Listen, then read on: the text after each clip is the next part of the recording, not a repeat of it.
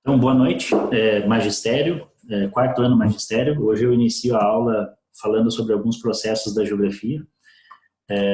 Como combinado, eu entreguei o material para vocês, para a gente poder estar vislumbrando algumas situações. Então, no primeiro material, a gente estava vendo algumas definições da geografia. E essas definições da geografia foi conversada no grupo, então vocês já têm uma noção bem específica dessas linhas de pensamento geográfico. Então, só lembrando que esse material vai estar disponível no YouTube, então eu vou colocar o link em no grupo de WhatsApp que nós temos da turma. E eu vou estar explicando aqui de uma forma mais sucinta. Claro, vocês já receberam esses materiais via WhatsApp na semana passada, no dia 5. Então, hoje é dia 12, eu vou estar disponibilizando para vocês esses materiais de duas formas, né? Vocês têm ele no formato PowerPoint e agora também num formato de vídeo, só que de uma forma mais dinâmica eu vou tentar representar para vocês. Então, nessa tentativa de representação, de conversa que eu vou fazer hoje, eu quero fazer o seguinte, algumas pessoas vão estar aqui no grupo, vão estar participando, então depois eu abro o microfone para todos, para daí a gente poder estar conversando, esclarecendo alguma dúvida de quem está presente na videoaula. E aí a gente faz essa conversa mais aprimorada, tá ok? Então só estou fazendo uns ajustes técnicos aqui. Deixa eu só desativar. Ok. Fechou. Então, a gente começa com as divisões da geografia. Então, quais são as divisões do conhecimento geográfico? Vocês bem aprenderam que a geografia tem vários elementos, várias formas de interpretação. Então, hoje eu vou estar mostrando para vocês algumas divisões específicas que a geografia se compõe, né? Se vocês observarem, inclusive há mudanças na geografia. Se nós pegarmos lá das séries iniciais, vamos pegar assim, do primeiro ano, ou melhor, da educação infantil, quando a gente pega aquele nivelamento da educação infantil até o ensino médio, terceiro ano do ensino médio, a gente percebe que a geografia tem várias formas, várias dinâmicas de representações. E essas representações, curiosamente, são exatamente as subdivisões da geografia. Então, a geografia ela se subdivide em N áreas e muitas vezes está em outras áreas específicas que não são conhecidas como geografia. Então, essa geografia, eu costumo dizer que a geografia é muito metida, né? Então, por que eu digo que ela é metida? Porque em várias áreas vocês vão perceber que o conhecimento ele vai estar atrelado muitas vezes a ciências que não necessariamente geográficas, mas que necessitam da ciência geografia para fazer esse melhor entendimento do mundo. Tá? Então, eu vou fazer o seguinte, eu vou fazer um compartilhamento de tela com vocês e quero mostrar para vocês, dentro do conceito da geografia, eu só peguei essa espiral, uma espiral qualquer da internet, para vocês perceberem. Eu peguei uma qualquer só para vocês entenderem. Então, imaginem que o conhecimento de todas as áreas, tá? Se a gente pegar especificamente para a geografia ou qualquer área em aberto, vocês vão estar percebendo que ela tem várias anuâncias e esse processo de conhecimento compartilhado ou unilateral, ou bilateral, ou multilateral, tem várias argumentações acerca do conhecimento. Ele pode ser, de uma certa forma, na espiral ascendente, ou seja, ele começa de um conhecimento prévio da criança, do ambiente, do meio, e vai ascendendo para um conhecimento mais científico, aprimorado, o conhecimento científico em cima da pesquisa científica mesmo, né? Em cima dos artigos, em cima de buscas de campo, ou pesquisas de campo, como queira chamar, né? Então, essa referência, a ideia é a gente ir aprofundando a geografia e conforme vai aprofundando, a gente vai abrindo esse leque de conhecimento. Então, essa geografia que eu digo para vocês que ela é uma espiral ascendente, se você imaginar lá nos anos iniciais, lá embaixo, na educação infantil, que conhecimento geográfico essa criança tem e ela vai num processo de ascensão, E lembrando, essa ascensão não termina aqui, né? O terceiro ano do ensino médio é o ápice do conhecimento básico comum geográfico. Não, e não necessariamente precisa ser na educação formalizada que esse conhecimento geográfico chega até o seu fim. Ela sempre é dinâmica, ela está sempre aprendendo. Então, se você pega um dizer lá de Platão, né, só sei que nada sei, na verdade ele já fazia uma referência de que quanto mais a gente estuda, quanto mais a gente conhece o mundo, mais a gente descobre que existem mais coisas a serem descobertas. Então parece ser repetitivo e parece ser um looping, né? Tá sempre falando a mesma coisa, mas não. O teor de profundidade que a gente vai aplicar é que vai mostrar o conceito da geografia em várias áreas, ou as várias áreas dentro da geografia como que, né? Não é uma questão de egoísmo, né? Não estou querendo ser egoísta, dizer que a geografia, né, unicamente é a linha do conhecimento de saber. Não, ela simplesmente é uma das formas e é passível de estar dentro de várias áreas do conhecimento científico, né? Então, a divisão da geografia aqui ela tem duas divisões que são bem clássicas, que seria a geografia física e a geografia humana. Então, aqui vocês vão observando que a geografia ela é uma área do conhecimento bastante complexa e aborda temas ligados tanto ao meio natural quanto à ciência humana. O que muitas vezes nós, em sala de aula, professores, geógrafos, somos questionados é exatamente esse ponto, o lado da humana. Porque a gente vinha de uma geografia mais classista, e a geografia classista era unicamente pura classificação. Então, ela classificava relevo, ela classificava meio ambiente, ela classificava características naturais, né, da natureza. E aí, quando ela passa a fazer uma leitura de mundo, e isso do século XIX para o XX, que ela começa a ter um grau de importância, ela começa a questionar os movimentos sociais e a sociedade como um todo. Então, eu digo assim, a própria ciência, a sociologia, é um conhecimento muito importante para a geografia, porque ela acaba gerando base de informações. E vice-versa, a geografia pode gerar informações para a sociologia. Na verdade, unicamente e exclusivamente é a geografia que gera os dados e as estatísticas para que os sociólogos possam fazer interpretações, né? E às vezes a gente fica meio de canto, né? A geografia parece que é tratado meio assim, não muito importante, mas essas áreas do saber, do conhecimento mais aplicado, a própria filosofia, sociologia e história, necessitam do conhecimento básico de geografia. E esse conhecimento básico de geografia, muitas vezes fica de coadjuvante, né? Às vezes nem aparece em cena, né? E é uma característica da geografia, não é ser estrela, não é ser o foco principal, mas é gerar informação para que as pessoas tenham acesso às discussões e questionem sobre o que já está aí posto. Vocês vão perceber sempre que eu coloco, eu gosto de fazer essa referência, até propriamente no meu canal do YouTube, eu já fiz essa logo interligando a minha pessoa a Milton Santos. Essa pessoa, para quem não conhece, está na frente de vocês, é Milton Santos. É um dos maiores geógrafos do mundo, tá? E em se tratando desse mundo moderno, uma pessoa que construiu a geografia e trouxe todo um conceito novo para a geografia a partir dos anos 70 e que é toda a minha base teórica de conhecimento. Vocês vão ouvir falar em vários momentos dentro da geografia minha analítica e interpretativa e também, não só a sala de aula, mas aqui pelo canal, pelo YouTube, eu vou estar passando referências de Milton Santos muito claras e muito evidentes. Tem coisas que Milton Santos escreveu na década de 80 que são extremamente atuais para o momento de 2020. E eu posso continuar falando isso para daqui 10, 20 anos, porque ele fez análises sociais questionando o momento daquela situação em que ele estava escrevendo e mostrando que nós chegaríamos em determinadas situações se não tivesse nenhum tipo de atitude mais drástica em se tratando no tratamento às pessoas, né? E curiosamente a geografia ela também segue esse patamar. Muitas vezes eu acho engraçado porque como eu trabalho mais focado em ensino médio, muitas vezes nós geógrafos temos a capacidade de prever a questão econômica, prever as questões sociais, prever problemas políticos, e a gente faz isso muito fora, muito atemporal. Então, quando a gente provoca isso, às vezes a gente está falando de situações que vão acontecer daqui 1, 2, 3, 5 anos. E quando a gente fala, a gente é deslocado do momento. Então, as pessoas muitas vezes não nos ouvem, acham que a gente é louco, e de fato a gente acaba sendo um pouco louco, porque a gente faz análises que saem fora da conformidade. E aí, quando acontece, até eu já passei por isso, quando a gente faz algumas previsões políticas, geográficas, naturais, Aí, quando acontece, dá aquele estalo, as pessoas, nossa, mas o professor já tinha falado sobre isso. Então, para vocês verem que a dinâmica da geografia passa por N situações.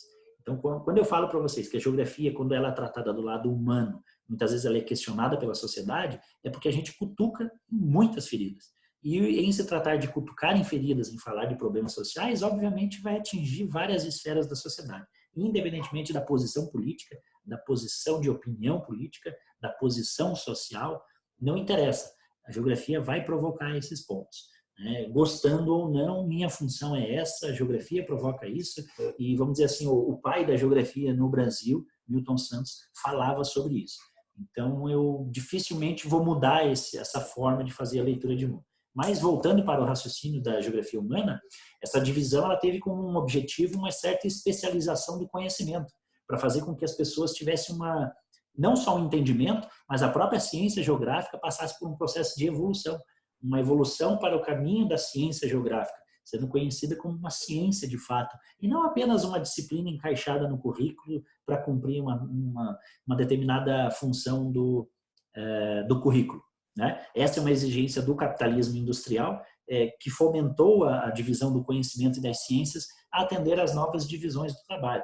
Então, a geografia, além de você ter aberto várias áreas do conhecimento dentro da própria geografia, para expandir esse oriente de saberes e conhecimentos, você também oportunizou várias novas áreas a serem criadas e novos profissionais. Então, quanto maior o número de profissionais especializados nas áreas de geografia, maior foi a produção intelectual. Se vocês pegarem da industrialização para cá, 1760 aproximadamente, até a atualidade, vocês vão ver que surgiram novas ciências. Hoje nós tratamos de problemas que as pessoas, inclusive, morriam antigamente por simples e mera falta de conhecimento. E não só na geografia, né?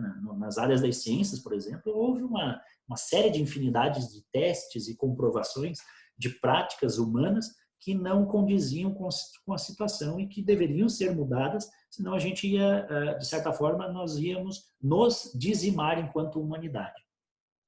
Então, falando dessa relação entre a divisão das ciências e a divisão do trabalho, a geografia acaba provocando essa reflexão da divisão do trabalho, porque o mundo moderno ele provocou essa divisão do trabalho para melhor processo produtivo. No caso das áreas científicas, foi também para melhor aprimoramento e aperfeiçoamento da ciência. Então, diante disso, aqui vocês já têm bem na imagem bem evidente, né? A geografia física que você tem aqui na sua esquerda, retratando os fenômenos naturais ou a paisagem natural, e a geografia humana retratando aquilo que o humano transforma. Né? E sempre vivendo, lembrando muito bem, eu vou destacar essa palavra dicotomia. Essa dicotomia ela é permanente na geografia. Então, assim, sempre quando a gente for tratar fenômenos físicos, a gente vai falar dos problemas humanos que sofrem com essas alterações físicas ou que nós provocamos com que a geografia física faça essa interação. Então, quando as pessoas falam assim, catástrofes naturais, tem que colocar uma vírgula ou uma aspa. Vamos colocar uma vírgula porque a gente vai continuar explicando. Se a gente colocar uma aspa, é para a gente entender que catástrofe não é bem assim, não é bem uma catástrofe, tem uma consequência. Né? Tem um autor, eu não vou me recordar agora o nome, mas ele fala assim que o mundo nada mais é do que uma teia de uma aranha. E o que é uma teia de aranha? Não sei se vocês já viram uma teia de aranha de grande espessura, de grande diâmetro. Qualquer contato que você tenha lá no extremo dessa teia de aranha, qualquer simples toque, toda a teia vai sofrer alguma alteração. Uma vibração maior, mais próxima àquele fenômeno, e uma vibração menor, mas é perceptível num âmbito de maior distância. Então, quando a gente fala em rede, quando a gente está falando em internet, a tecnologia trabalha em rede, né? As redes sociais, é porque tudo trabalha conectado. Então, essa conexão, um estalo que acontece lá num canto do mundo, pode, de uma forma direta ou indireta, me atingir. Então, o mundo, quando ele é ligado em forma de teia, nada mais é do que a natureza ou os fenômenos geográficos físicos que acontecem, que nós chamamos de catástrofes, nada mais, nada menos são do que algumas devolutivas de coisas que nós fizemos durante um determinado período ou um processo muito rápido. Vamos pegar um exemplo agora, já que a gente está falando em 2020 sobre a seca nas nossas regiões. Isso é um fenômeno muito próximo de nós. São as queimadas do ano passado, provocadas por várias regiões do Brasil, inclusive produtoras rurais que necessitam do clima para produzir, que agora estão, inclusive, essas mesmas regiões reclamando pela falta de chuva para a produção agrícola ou de gado. Então, assim, não pensem, porque é uma seca, nossa, a natureza. Sim, simplesmente nós provocamos queimadas no ano passado, que provocaram o ciclo de evaporação de uma forma tão acelerada que esse ciclo de evaporação, essas águas que ficam no processo de evapotranspiração, as águas que saíram do solo, as águas que saíram das plantas, das árvores, dos regimes florestais, pequenos rios e riachos que desapareceram, evaporaram por causa dessas queimadas, essa água foi transportada para algum lugar no mundo. Ou ela está agora acumulada em geleiras, ou ela foi em forma de precipitação em regiões e aumentou o volume de chuvas, ou essa chuva também caiu nos mares e os mares aumentaram. E aí, ao mesmo passo que essa água foi deslocada para outras regiões, algumas regiões adjacentes ou próximas das regiões de queimada agora estão sofrendo com a seca. Então veja que não tem como eu separar o fenômeno físico do fenômeno humano. Então o fenômeno humano e o fenômeno físico, eles sempre vão estar interligados. Por mais que eu fale, é um cataclisma de um vulcão, ele pode ter sido provocado pelo ser humano, adensamento do planeta, deslocamento da própria placa pode ter sido acontecido por causa das radiofrequências. A gente sabe de estudos de geomorfologia que tem placas que se deslocam por causa da grande quantidade de frequência que nós temos no nosso planeta, emissão de raios. Então, assim, olha o universo científico que nós temos para falar e interpretar quando a gente quer tentar raciocinar para vocês um ponto de vista. Então, geografia não consegue trabalhar com um ponto, um spot isolado. Esse ponto vai ter conexão com várias outras situações. Por isso que eu gosto de dizer assim, que às vezes em sala de aula eu viajo muito. A geografia proporciona isso. E assim, do ponto de vista intelectual também viaja muito, porque ela provoca a reflexão de várias áreas do saber comum, conheceres do dia a dia das pessoas, não tão científicos, vamos dizer assim, como conhecimentos empíricos, como também saberes científicos. O que está diante da geografia é conduzirmos a um conhecimento científico e entendermos o que são esses fenômenos. Ok? Então, passada essa parte, a gente vai que, na verdade, a geografia é uma só.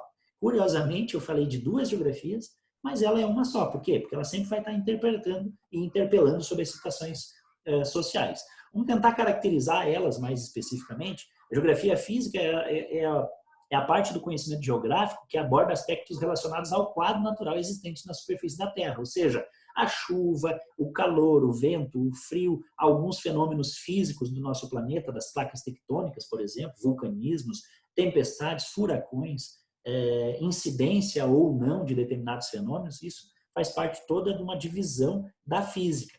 Curiosamente, como eu estava falando para vocês, essas multidiversidades de áreas científicas, elas estão, algumas delas citadas aqui, ó. Então, dentro da subdivisão da geografia física, nós temos algumas áreas de conceito. A área de concentração que nós temos seria a geografia física.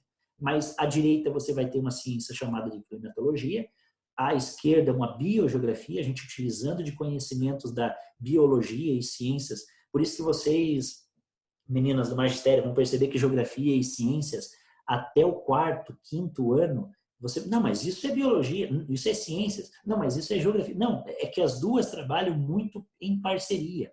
Então, não vai ser muito diferente o conhecimento da biologia ou das ciências, que vai até o nono ano, né? Até o nono ano do fundamental é chamado de ciências. E é engraçado e ao mesmo tempo estranho, né? Ciências, mas como assim ciências? Geografia também é uma ciência, matemática é uma ciência, português é uma ciência. Né? Fica aí um ponto a ser questionado, né? Como ciências? Todas são ciências, né?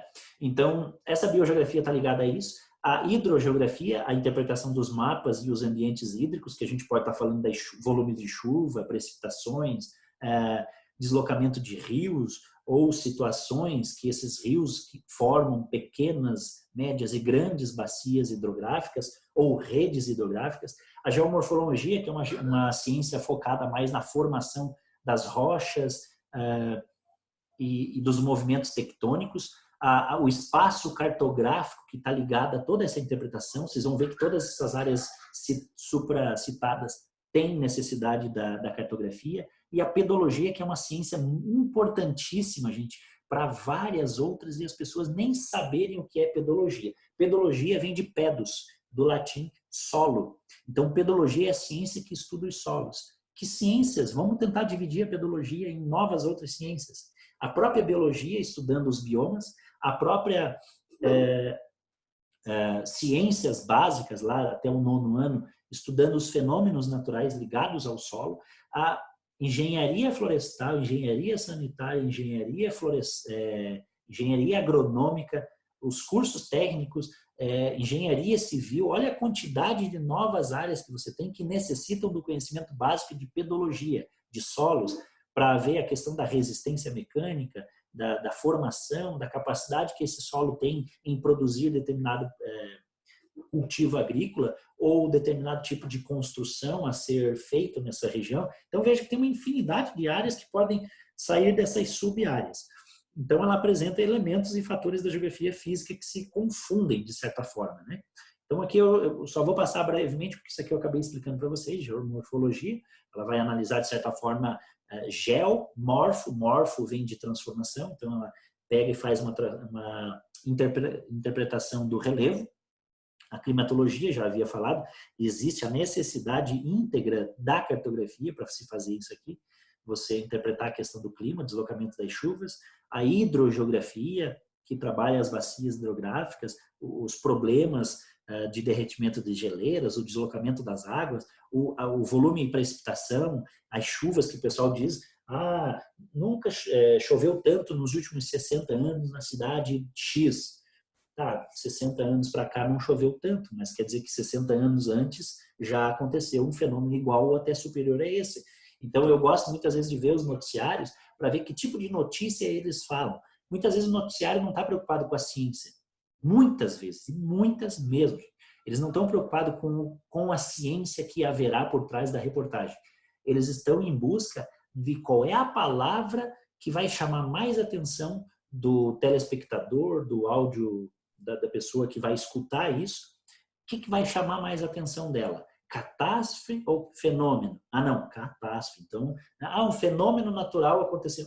Se é um fenômeno natural, é natural, então, né? Não, mas se a gente colocar catástrofe, já gera um certo estranhamento. Então, as pessoas vão se preocupar e vão lá olhar, né? É uma catástrofe, então é uma desgraça. Então, elas gostam, a ciência da telecomunicação, a base dela é trabalhar com esse tipo de dinamismo.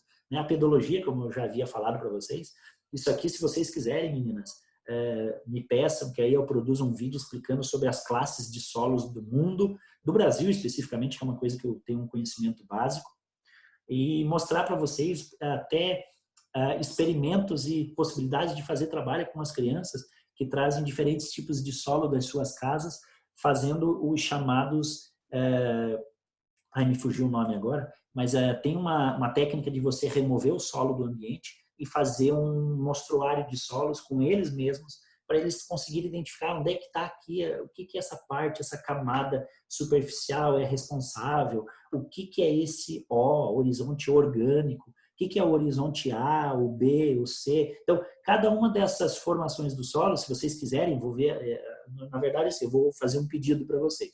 Comentem aqui, logo embaixo desse vídeo, se vocês acham necessário fazer esse tipo de vídeo, que aí eu tento trazer o meu repertório de materiais que eu tenho na escola guardado e tento fazer um vídeo mais dinâmico, mostrando os tipos de solo que nós temos e qual é a leitura que a gente pode fazer a partir disso. Tá? Então, eu vou pedir para vocês comentarem na aba de comentários aqui, e aí, conforme eu ver a demanda de preocupação e que se vocês acharem necessário também, né, eu faço isso e proporciono um vídeo só nessa ciência da pedologia, que é uma coisa que eu acabei focando e me especializando um pouco mais. Eu estudei bastante sobre pedologia. A biogeografia vai estudar eu gosto de usar essa palavra de biogeografia, usar o termo bioma, que é um termo que vocês vão ouvir. Muitos livros ainda não trazem essa configuração, mas ela já é uma configuração desde final dos anos 90. A própria Embrapa foi uma das que proporcionou no Brasil a revisão desse termo e trazer o termo bioma, porque aí você está associando biologia e geografia no mesmo ambiente, a interpretação dos tipos de animais, os tipos vegetais que nós temos nessa conformidade, porque muitos livros ainda trazem o termo vegetação. E a vegetação isolada é um tanto quanto estranha. A gente sabe que tem várias biodiversidades que necessitam dessa vegetação e que são deixadas de lado. Então, o termo bioma é o correto a se utilizar e não tão somente vegetação.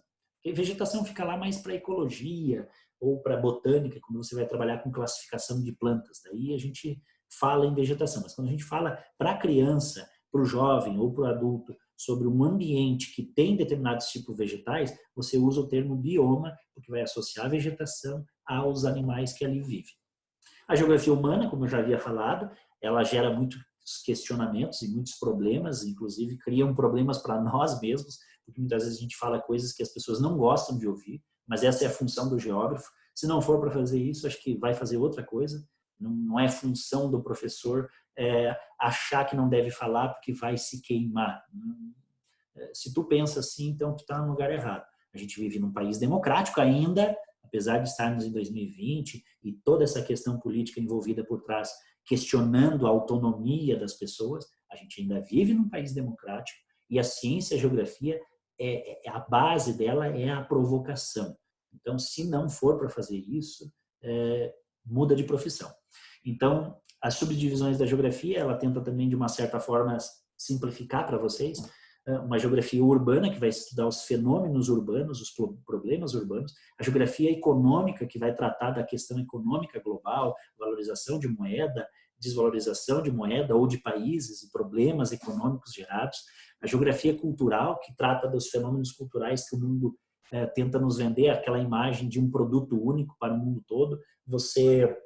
Se você vai no Japão, nos Estados Unidos ou no Brasil e come um McDonald's, você sabe que o lanche é igual em todos os cantos do mundo. Então, a gente vem para questionar exatamente esse ponto. Como que uma empresa consegue aculturar outros povos, né? De certa forma, isso acaba destruindo com as culturas locais de determinadas regiões do mundo, porque meio que padroniza a cultura mundial, a cultura global. Você pega um jovem de classe média no Brasil, nos Estados Unidos, no Japão, na Alemanha, ele vai se vestir muito igual, muito parecido. Será que ele se veste porque ele quer? Não, porque há uma aculturação de que esse é a moda. Eu gosto muito de questionar a moda, né? Porque a moda nada mais é do que um produto do capitalismo. Né? Não estou dizendo que você não pode andar na moda. Você pode. O que você não pode é ser vítima do consumismo. Né? A geografia regional, que trata das espacialidades, a geografia agrária, que vai tratar dos problemas do campo, mais voltados ao campo, né? A geografia política, que vai provocar essas questões a nível global, principalmente, né? As desigualdades sociais. Quando a gente fala em política, a gente está falando em desigualdades.